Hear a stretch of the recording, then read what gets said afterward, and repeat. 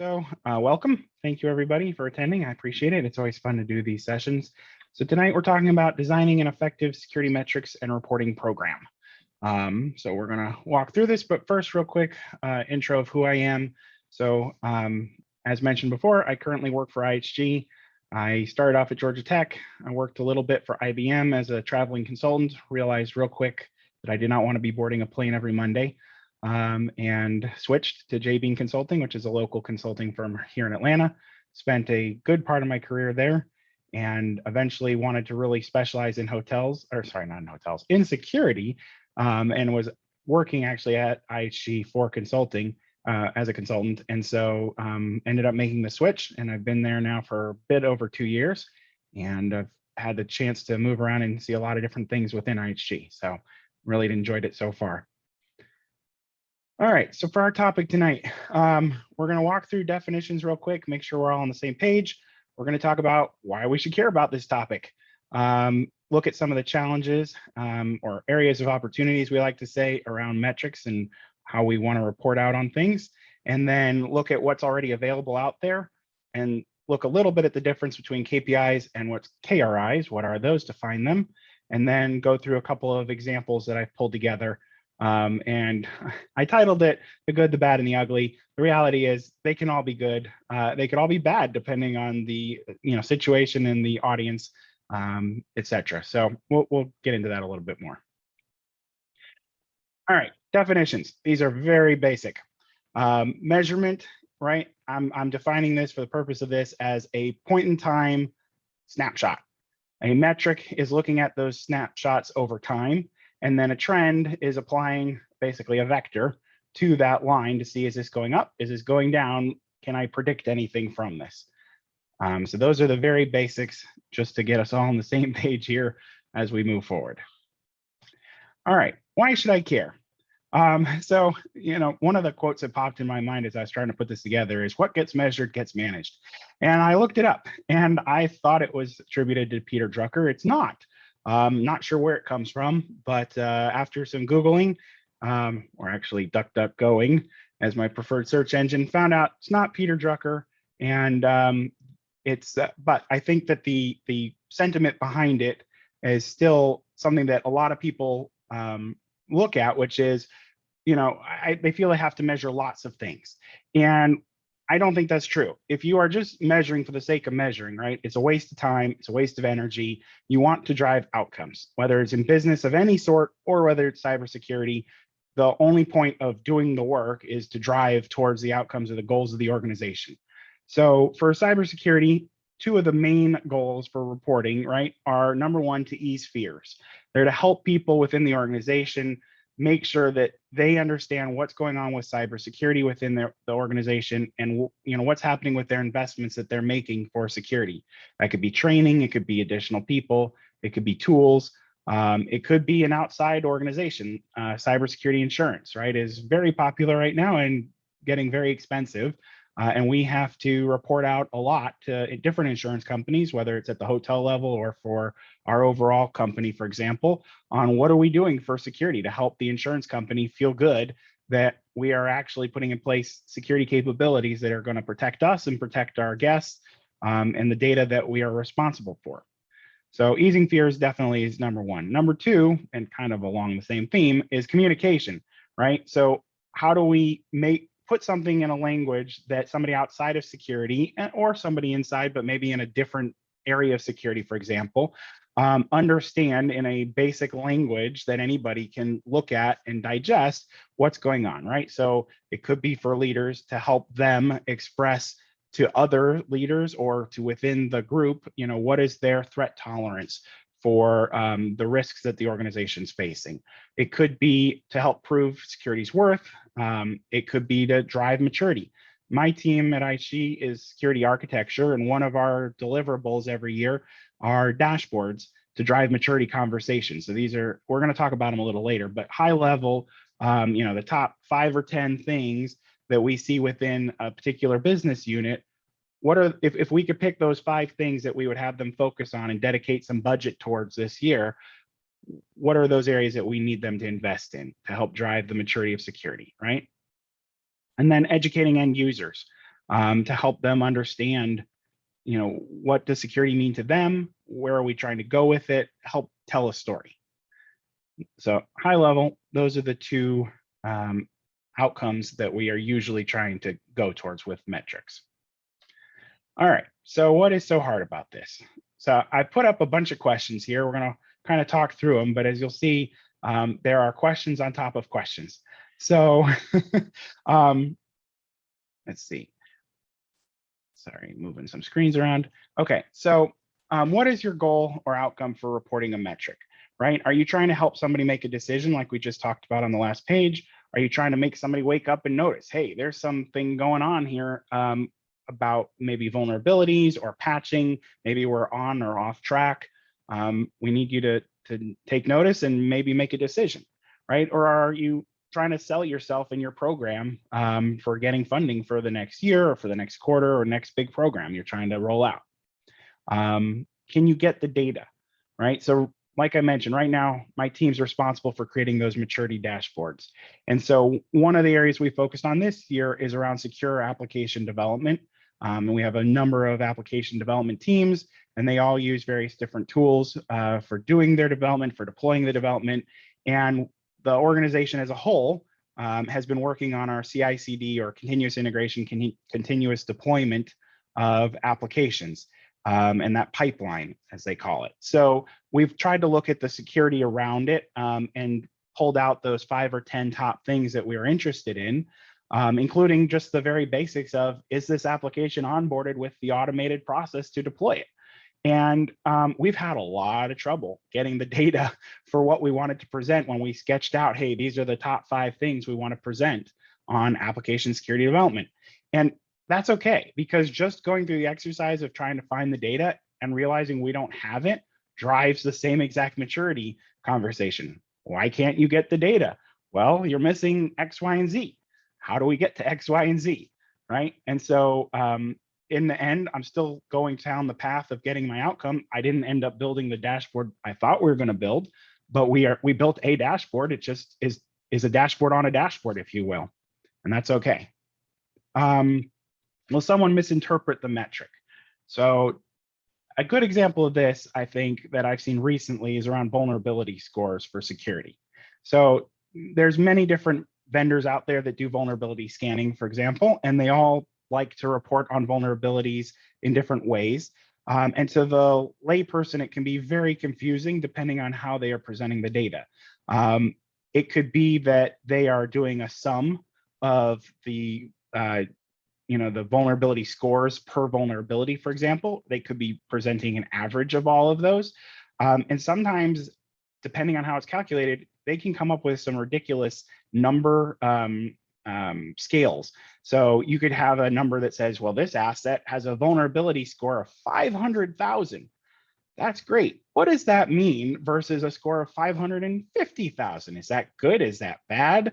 At a certain point, scales can get very confusing, and the human brain just doesn't like numbers bigger than like 10. How do I compare this number to that number? How do you make it meaningful and make sure that somebody's not misinterpreting it? The next question was, how often should you make a measurement, right? If you're not going to be able to realistically react to what the metric is telling you, then do you need to be reporting it that often, right? So maybe I only can adjust something once a year. Maybe I only need to adjust it once a month, but then why am I measuring it on a monthly basis, et cetera? So we're talking about how often you make a measurement, and if you can't realistically react to it, why are you reporting on it so often, or why are you bothering to measure so often, right? Going into the next question, similar thing, how often should you report on it? Death by PowerPoint is a real thing. And so don't over-report, right, until everybody's numb and ignoring you. At the same time, you have objectives and you're trying to report on what's meaningful and meet your objectives. So it's a balancing act, and you have to know your audience. And what I find very helpful is to always ask, how often do you want me to report this to you? And have that conversation around how often should you be measuring, and et cetera. So who needs to know? When do they need to know it? Is this something that your manager needs to know? Is it more appropriate for a board level? If you give the information to the wrong person, are they going to be able to do anything with it? Maybe they won't be able to help you achieve those outcomes. So you got to balance again and know your audience. The metric changed. Now what? Do you know what to do? If the metric goes up or goes down, who needs to be notified? What are they going to do about it? If you've determined and you look at the metric, maybe you had this idea, hey, I think it'd be really great if we measure X. We go out and measure X, and then and it looks scary, but then you realize there's nothing we can do about it. It may be outside your control. It may be something that it may even be something that's a compliance or regulatory requirement that you have to measure that's coming from outside your organization. And there's not actually much you can do about it. You have to report on it, but you're not going to do much about it, in which case there may not be a need to do anything if the metric changes. How do you benchmark or baseline a metric, right? How do you know what's good for your organization versus another organization? Are there other external data on what the industry baseline is, for example, that you can compare yourself to? Does it make sense to compare yourself to it? There could be differentiators to say why your organization is enough different that it doesn't make sense to 100% benchmark yourself like the industry. And then finally, what should be the target for the metric? What level makes sense for your organization to show that the risks being communicated is in line for your organization? How do you know what is a good score, right? And so these are all very context dependent, very specific to what you're trying to accomplish. And you have to think about all these things when you're going about designing a program. I can keep going, but I want to give a quick opportunity if there's any questions. More than happy to talk about anything we've discussed so far.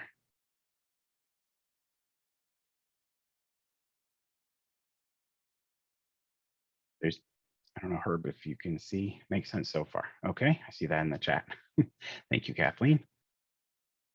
If you have a question, I guess pop it in the chat and I will be monitoring and try to pause. All right.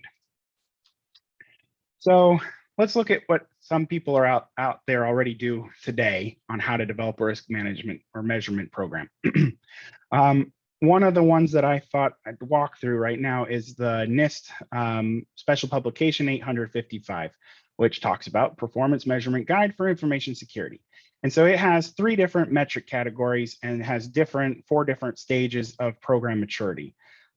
So stage 1 basically is saying that you have very few policies, you have very little written down in terms of controls, requirements, and you don't have a lot of data available, right? And so I'm trying to highlight a couple of examples here that they call out. So a significant reduction in sensitive data stored on desktops or laptops, or requiring all departments to have business continuity plans. So these are high-level examples of things that you would want to try to accomplish at stage 1. Stage 2 is talking about implementation. So now you're starting to try to put together a program and deploy it. And so you're using metrics to show progress in implementing your policies and procedures and your individual security controls. So you've started to write down things, and now you're trying to show, are we in line with what we've written down? Are we actually doing what we say we're doing? So it's very basic. That's all you're trying to accomplish. So now maybe the metric switches to say, what's the percentage increase over time? I'm starting to track this over time of desktops or laptops in which we have a sensitive data scanning tool that has been deployed, right? So I'm just showing I've got the tool deployed now, and I'm tracking it over time. Is it going up? Is it going down? Am I getting to 100% or not? And then what's maybe now, instead of just saying I require a department to have a business continuity plan, now I'm trying to track it over time and measuring it to say, okay, I've got 10 different departments. First month I had 1 that actually wrote down a continuity plan, and then maybe by month 2 I've got 3 of them, et cetera, and I track it and try to show that we're making progress there. Stage 3, effectiveness and efficiency, is looking at metrics to try to get to the granular level of security controls. So it's not just that I have policies and I'm making progress in general against the policies, but now it's, okay, policy calls, for example, for privileged access management controls to be installed or used for all privileged access for servers, for example. How am I doing on that? The examples that are called out in the guide are talking around number of incidents of unapproved storage of sensitive data. So now it's not just that I'm scanning for the data and I've got the tool deployed, but now I'm actually reporting on, well, this is how often it's actually happening that we're seeing something trigger an alert. And what are the number of departments now that don't just have the business continuity or mission continuity plans, but how many have actually tested it and are updating it on a regular basis. So each time they're building upon the blocks here. And the metrics change depending on where you are in the maturity life cycle to try to drive the next level of maturity. Stage 4, the final one in the guide that they talk about, is impact, right? So now we're trying to show the impact of the security program on the organization. And so now the metrics change again to say, now we're looking at the reduction in sensitive data exposures due to stolen or vulnerable desktops or laptops. So the last one was just a number of incidents in total, versus maybe it's not just number of incidents, but also the amount of data that's being included. If I can show that I've reduced not only number of incidents, but also the criticality or impact of the data that's being exposed, then I'm going above and beyond just reporting number of incidents. And then now we've had our tested, built mission or business continuity plans. Now, how is the outcome of looking at it in terms of power outages? How often is this actually happening? And can we start to reduce that number, as well as maybe reduce the timing or timeouts, for example, of the power outages, as it relates, of course, to business continuity. All right, I only highlighted one. They are relatively similar, but the goal of most of these is to show you have different stages of maturity, and over time, your metrics change depending on audience, depending on the goals and how you're trying to mature your organization. Okay, so now I wanted to talk through KPIs and KRIs. I realize I am going really quickly here, so I apologize. I personally find the difference between KPIs and KRIs a bit confusing. I am personally not a huge fan of KRIs. I have not seen them in an organization really effectively used. I've seen them reported lots. I don't see them actually changing things. And as we'll walk through some of these, KPIs can be very similar to a KRI. It really almost depends on context and how you're looking at it. But there is a textbook definitional difference. So a KRI can either be financial or non-financial. Oh, I apologize. KPIs are looking at insights about a risk event occurred in the past. KRIs are supposed to be future looking about what are things that can help provide us a trend to show that there's an emerging risk that we're going to have to get our arms around for the organization. So they can be looking outside the organization. It doesn't necessarily have to be something that's measured within the organization itself. It could be based off of intelligence, for example, that you've gathered through industry or other sources. So KRI can be financial or non-financial. KPIs are focused purely on performance, so not financial. Frequency of both of them, usually a KPI is going to be measured a lot more frequently than a KRI. We, at my organization, we report on KRIs, I believe, on a quarterly basis. So it's definitely a lot less frequent, and it's got a very different audience, right? A KPI can be reviewed by any level of management depending on the performance trying to be measured, versus KRIs are really designed for the leadership of the organization, the CEO, the board, etc. The KPI, you know what to do. If you start to see the performance going down, you can tweak. Well, maybe it's people, it could be time, it could be money. There's different levers you can pull to adjust the performance to get it to where you need to be. KRI doesn't have levers. It doesn't tell you necessarily what to do about it. It just says, warning, there is something coming up you need to be aware of and think through. Put on your smart thinking hat and try to think about how are you going to approach this. Ideally, you want, like I mentioned before, you need to know what you're going to do when that metric goes up or down. So having a KRI where you have not thought about that and you go to the board and present it, that's going to be the question you receive. You should know that before you go present, and ideally have a response of, what am I going to do if this goes up or down? responsibility of reporting these out. So KPIs can be, again, at any level, but can be at the individual level or at a team level. KRIs are typically tied to the top leadership, and it could be CEO, it might be a senior vice president, but somebody that has the ability to take that outcome, the advanced warning, and make a decision about what they're going to do about it. The design of these KRIs sound difficult to identify. I agree. I think it takes a lot of thinking through what a good KRI is and how you're going to use it for a board, for an organization. And again, I have not seen them implemented very well. I don't know the history of KRIs. I don't know, Herb, maybe you can talk about that when we're finished. I don't know how long, in industry they've been reported on, how new a concept they are, but it's an interesting question I hadn't thought about. But I have not seen them implemented very well yet. Design-wise, summarizes progress for KRI in a particular area. So it's supposed to be looking at what are our success factors as a organization at the high level, versus a KPI is one or more critical success factors, and it's showing the impact of those factors as you tweak those levers. The focuses of them are a little different. So KRIs are usually more of a summary level, and they're summarizing lots of performance measures potentially. And the KPI is going to be specific. For the most part, it's one KPI to one activity or one measurement. And then timeline KRIs, because you're only reporting on it quarterly, because it's a summary, you're usually trying to see the long view of how is the trend changing over time. So you're looking at it at the month to year level, versus KPI, it's as frequent as you need in order to maintain performance, right? A sports car going down the road at 180 miles an hour, you're tweaking performance constantly to make sure you maintain control, versus a steam engine probably takes a lot less fine-grained control. It takes a lot more to get it going and a lot more to slow it down. You have to look further along the track. All right. So I have a couple examples here. So again, KRIs are future focused, KPIs are point in time.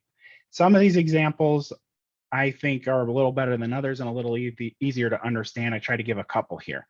So first one is a KRI could be a percentage of security incidents involving customer personal data, versus a KPI that's sort of related around security incidents could be the number of security incidents you had that shows adherence to regulations, policy, or process, or it could just be let's say you have 50 policy controls in your policy, your security policy. You could go through you could show it in this point in time, we have 90% adherence to the regulations in our policies or requirements in our policies. That's a point in time KPI snapshot, versus you could show over time, which could still be a KPI just over time, to show, well, we've had 90% in March, and now by September, we're up to 98% adherence to these regulations. It's still a point in time, but you're showing the trend to show you're making progress. That could be a KRI to show, over time how you are future focused in building maturity. But I feel like it's almost a definitional thing of who you're reporting it to and what is the timeline you're looking at, et cetera. So the implication potentially of this one, right, could show that maybe you're failing to meet your compliance obligations. That could lead from a key risk indication to say, well, if we're not meeting our compliance obligations and we keep showing up bad when we have our audits, then that may lead to more scrutiny, and that would impact the reputation of the organization over time, right? So that's how it would focus into a KRI impact. The next one is percentage of services canceled or delayed due to security incidents versus number of security related service downtimes. So both of these are trying to show how do security incidents impact critical systems. And again, if you're looking at it as a percentage over time, and you're looking at how has this impacted the business over time, more future focused, you can try to show that there could be a risk coming up. Maybe I mean, the obvious thing, right, is, well, if we keep having our website go down and we don't know why and we're not making progress, then we can probably assume it's going to go down again in the near future. That's a problem. That's a very extreme example, but third one is percentage of business applications or systems that are unsupported by a backup plan versus the number of them. So a lack of data backup for a business application or system can lead to data loss, right? And it adversely affects your service continuity in case of any interruption. So the KRI is, again, it's just a percentage to say, well, we have 10 business applications and one of them does not have a backup plan, so we're 90% covered, versus just reporting we have one that's unsupported. Well, the one in and of itself is a performance indication to say we need to go write a backup plan for that one application, but it's without context to say that, well, we're doing 90% pretty good. This is just a small amount, right? If you just knew it was one, but you didn't know how many systems or apps you had, then you might think it was much better or much worse potentially than it really is. The last one, number of systems without up-to-date patches versus inadequate or lack of scheduled downtime of systems. So any delay in patching, right, is going to make you an easier target potentially for an attack. And so these are trying to look at over time number of systems. If they remain unpatched and you're not making progress, that's going to indicate that you could continue to be an easy target. Whereas if you're looking at individual systems and you're saying, well, how many don't have the right amount of downtime or scheduling of downtime in order to maybe do the patching, that's a performance indication that you're not getting your patching done, but it's not necessarily showing the risk of having the total number of systems that aren't patched. Hopefully that made some sense. Those are relatively complicated, I feel, and I know I kind of went through those quickly. Are there any questions there?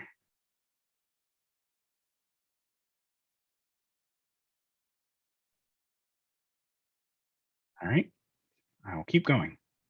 And you did have a comment, and it says KRIs sound difficult to identify, and Yes. yeah, I'll second that. It's in a lot of ways, I think KPIs and KRIs are different ways of looking at similar characteristics. At least that's my understanding of it. It depends on your, for instance, a KPI you could plot on a graph. A KRI, it sort of implies there's a graph behind it already. Yeah, I was trying to get to it the last two. I think in my mind, a KRI is saying that you're assigning almost a risk in the future of, if we don't make our line go up or line go down with our metrics, we're going to run into a wall, versus a KPI is saying we have X number of things happening, but it's without context to say if this is good or bad. You may imply, okay, if we have service downtimes that are security related, then 20 incidents that cause service downtimes, that could be good, it could be bad. I don't know, because I don't know if you normally have 500. Maybe 20 is fantastic for that month. I don't know. Versus the KRI is trying to show it over time and say, well, overall there's a downward trend and we're not having service downtime that are related to security, or maybe they're ticking up and we need to do something about it. Right. Okay, that helps me understand it. Let's see, we also got another comment here.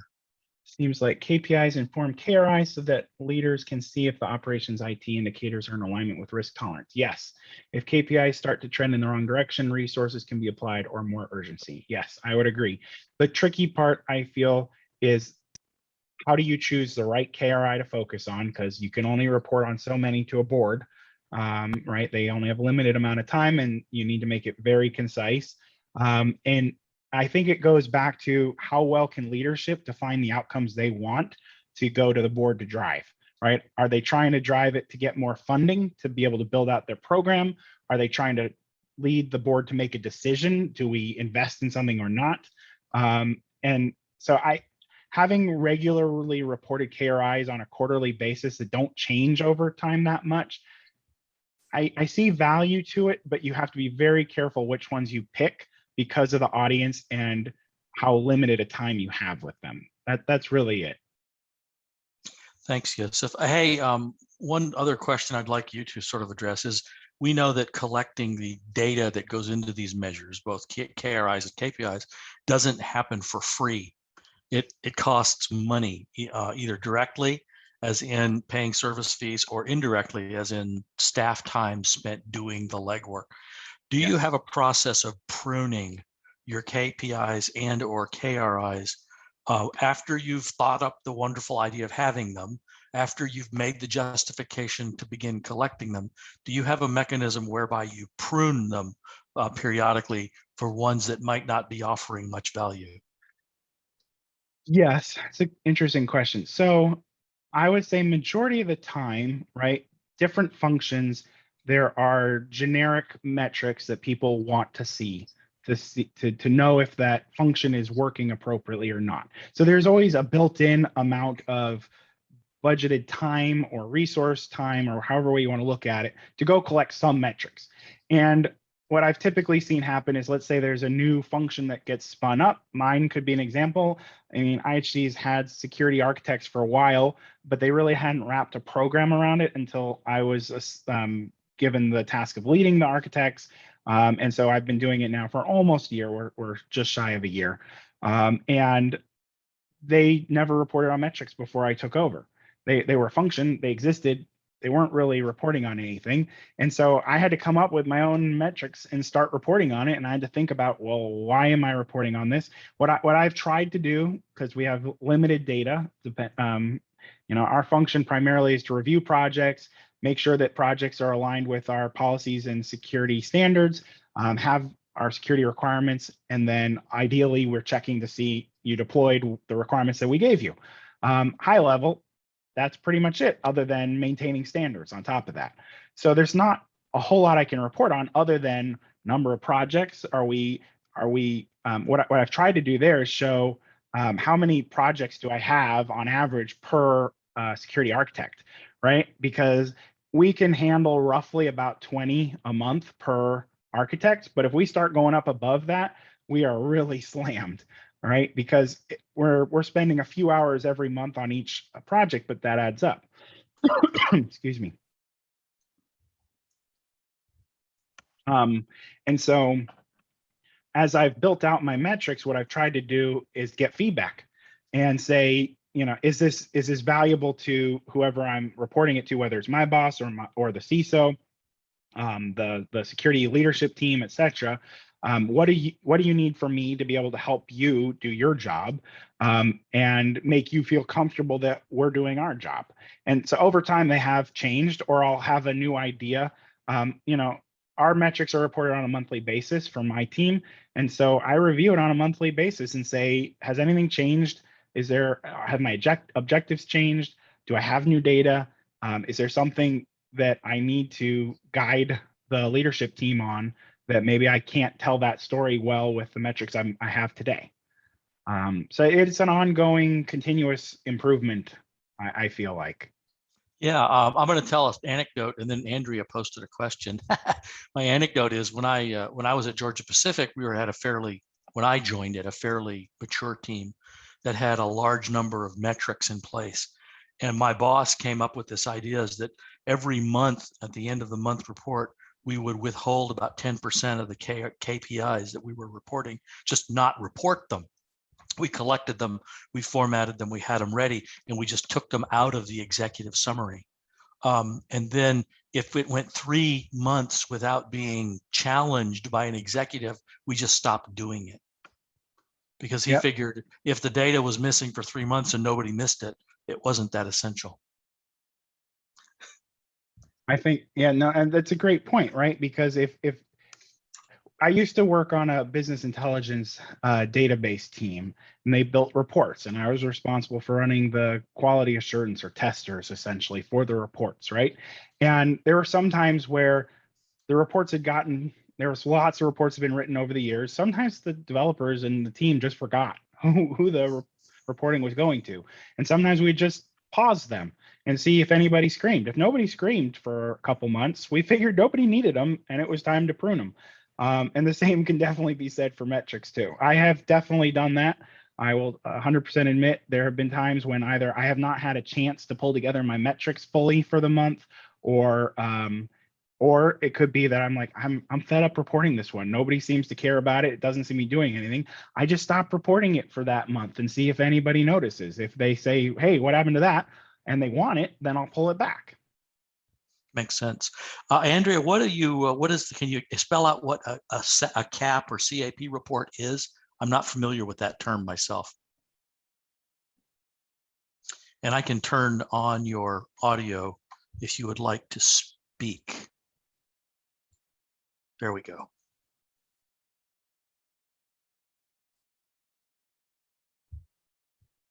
Can you hear me? Yes. Hey, so this is my first time actually hearing about this report and my first time seeing one, but I don't remember exactly what it stands for. But he said it was based off of a previous risk assessment that they had done, and this was kind of the next step from that, where they come up with kind of steps to, you know, how to figure out how to patch things or mitigate whatever the problem is. And it just reminded me kind of what you're talking about here. And then the risk assessment that we did in, I believe it was 3,300. So I was curious how it relates to other reports, just because it looks familiar from what I saw today. So that's a good point. I don't talk about it in this presentation, but I'll mention it. So for IHG, our internal risk team, our internal security risk team, is responsible for developing KRIs. They help the CISO pull together the KRIs across all of the security teams on what we're going to report out on, and it makes a lot of sense. The folks that are responsible for doing a lot of the risk assessment work, right? They are trying to help them summarize them up in terms of a KRI to help guide the organization in terms of the future focus on, these are the things we need to be looking out for. So I assume so based on what you're describing. That sounds right. Okay. All right. Thank you. Sure. Yeah, next time around, I should add a slide around where does this usually sit in an organization. That's a good idea. Okay, examples. So I tried to pull out, I've got a couple slides of these. We'll kind of talk through each one of them here. I made up all the data, but they're based off of things that I have seen reported before, right? So number of closed security events by criticality, right? So there is the number of criticals, the number of highs, the number of mediums, the number of lows. We're showing them as a trend over time. You're seeing them grow, you're seeing them shrink. Overall, criticals stay relatively low. There aren't that many. There's a lot of lows, which usually that's the type of thing you would expect to see, right? But there are definitely spikes in the data, right? Week 3 has a lot more than normal. Week 7, week 10 also seem to be relatively high. Week 9 had no lows. So there's questions that start to pop out at you when you review something like this and you want to try to dig in to figure it out. So I think I tried to call out example goals for these wherever I could of what would I try to be, what's my point of reporting this? So the one here would be, can I correlate the events to root causes, right? Can I figure out what causes those spikes? Are there controls available to me to help limit those spikes and smooth it out over time so that it's predictable, or ideally, maybe the issues go away? You know, you probably never get to 0 security events, but how can I limit them and limit the severity of them over time, or criticality of them? Next one is mean time to respond to an event. So this could be, for example, for a SOC. You know, they get an event in, how long does it take them to take it and start looking at it? Maybe they've got a lot of backlog, they're not able to get to it. This one, you know, the way I've laid it out, it's not necessarily that helpful because you're seeing overall trends, and that might help you to say, well, you know, weeks 5 through 8, for example, seem to be lower overall. What was going on? Maybe it's during the summer and we had a lot of people on vacation. And so therefore they didn't click on as many malicious links and emails and we had less events. That might be it. But it may not, may not be able to get to a specific root cause, and to tell the difference between like a critical versus a high or a low. This chart's not super helpful here, at least in my mind. So it could be looking at, overall, are we staffing appropriately, right? Maybe my tolerance is I want everything looked at, or maybe all highs have to be looked at by 50 minutes, and lows, I don't care if it takes you 2 hours to respond. Well, we're responding to almost everything in under an hour, but I do see highs going above 60. It's done it for 2 weeks in a row. Do I need to start looking at, do we need somebody else to come in and help for a little bit temporarily? Or, if I'm seeing this go up week over week for a month or two, maybe I need to hire somebody new to help out with the workload and bring that time down. It could be training. What are causing these events? If you look into the actual events themselves, why do they keep going up? A good example could be you've rolled out a change to your identity and access management system, and maybe it's confusing to end users and they keep getting themselves locked out, right? And so that's triggering an event to get fired off to your SIM, for example, because it thinks that maybe somebody's doing hitting the password try too many times, and it could be a malicious event. It could be a user error and people are just getting locked out right and left. So you have to roll out some training. And again, it's how do I find out the root cause so that I can figure out which lever to pull to try to smooth this out and make it manageable. So relatively similar here, but different ways of looking at it. See another thing. It seems to mean categorize risk, assess risks, prioritize. Oh, that's the CAP. Got it. Okay, so it's a framework around looking at risks, and that seems to be similar to what we were talking about for KRIs and KPIs. So it makes sense based on what's been described. All right, these examples, the top one's looking at endpoint security agent coverage. So I've got a couple here. Let's say your endpoint detection and response, right? Your souped up antivirus. How well are we doing in getting our endpoint agents installed over time? And then same for vulnerability management. Maybe I've got a vulnerability management application that I install to do a local authenticated scans. I could have a patching agent as well installed so that I can deploy patches to the endpoint.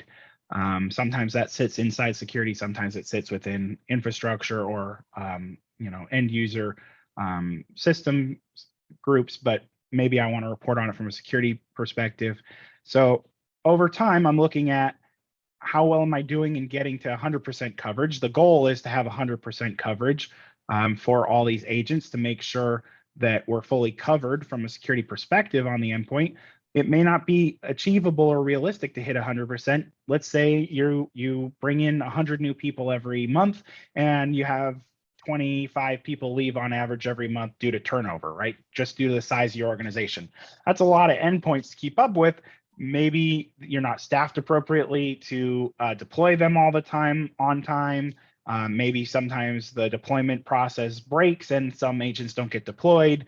You might have agents that did not get an update for some reason, and now they have gone end of life, and so that fell off your chart. There's lots of reasons why an endpoint might or may not have the agent installed properly. And so again, root cause: are processes working properly or not? And if overall the trend seems to be we always hit 99%, I'm okay with that maybe. But it again depends on your organization, your risk tolerance, and what outcome you're trying to achieve. The next one is looking at application development.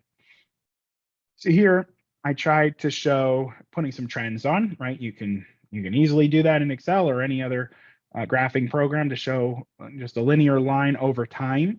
And looking at, for app 1, I've got number of criticals, highs, lows, mediums, issues found during development testing. App 2, same thing. App 3. So I'm trying to look at, are we making progress in terms of driving down the apps or number of issues by app? Is there a higher risk? Are higher risk apps getting the right resources? Maybe app 2, for example, is a higher risk app. Maybe it's public facing versus app 1 and app 3 are internal, right? And you can only get to them if you're on VPN, for example. Then maybe app 2 is the one I really care about. And so I've got maybe the total number of issues are relatively high, but I don't have any criticals. So maybe that's okay. Trying to think if there's anything else there I want to focus on, but I think I covered it. All right, one more slide of examples, and then if we want to talk through some questions, we can open it up. So another one is talking about compliance, right? So PCI, the payment card industry, they have high level. There's 12 major areas of requirements for PCI compliance. And so you could look at it year over year.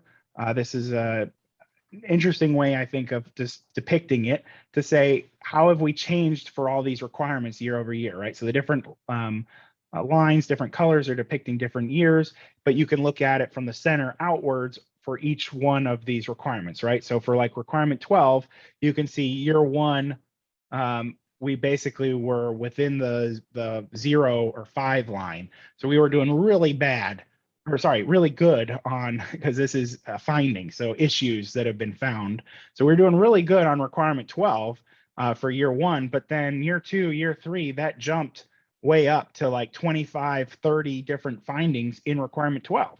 Why all of a sudden were we doing so poorly year over year for that requirement? Is there, process changes again we need to make? Is there documentation changes we need to make? Talking to your auditor, trying to figure it out, looking at the actual findings. Maybe it's different findings, year 2 versus year 3, but making that analysis and having that conversation to say, how do we improve, right? Because if I just look at year 1 and I don't look at year 2, year 3, then I would definitely focus, for example, on requirement 8. That's out at 30 mark again. So I got 30 findings for requirement 8. But then by year 2, year 3, we did fantastic. But if I never measured it again, and I always focused on requirement 8 moving forward, I would miss the ball on all the other requirements. And then the next one is sometimes you need to report it out based off of different owners, right? So in this case, by the VP owners of, maybe this is issues by application, it could be issues on a compliance report, whatever it is, right? I got these 5 VPs. This is the quote unquote gamification of metrics, right? Trying to play off the VPs. VP number 1 seems to have a fair number of issues month over month. And overall, the trends are relatively the same. They all stay roughly the same size in terms of number of findings or issues per VP, but trying to play off one versus the other to say, well, VP1, why are you doing well, but VP5, why are you having trouble? And helping guide and incentivize them to go fix the issues in their areas. I can reintroduce myself here when we're done. I think we got a few extra minutes. We'll see. I see the comment there. So gamification, like I said, highlighting maybe that VP1 maybe doesn't have the right resources. Maybe that's why they're having issues, trying to get to that root cause again. Why is there a spike in September that seemed to affect most people?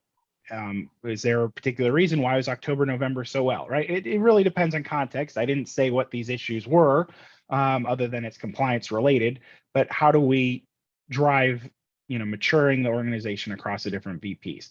So I think that is it. I have summary here, but definitely want to open it up to some questions. I know we only have a few minutes left, but hopefully, the goal of the presentation, I think, is that middle one, security metrics. The whole point of it, for the most part, is to ease fears and communicate in a language that everybody is going to understand so that you can drive outcomes and achieve what the organization needs. It's not specific to security, right? That could be for anything you're trying to measure, but I'm trying to frame it in a security context. Thank you, Okay. Joseph. That's a good point to remember, is that information security, cybersecurity has been viewed for a long time by lots of people as somehow a unique thing. In fact, it's just another business function. It has a lot of commonality with IT, but once again, it is simply a business function. Absolutely. So I'll scroll back up real fast to the intro slide, so that way you can see who I am. I work for IHG. I run our security architecture team.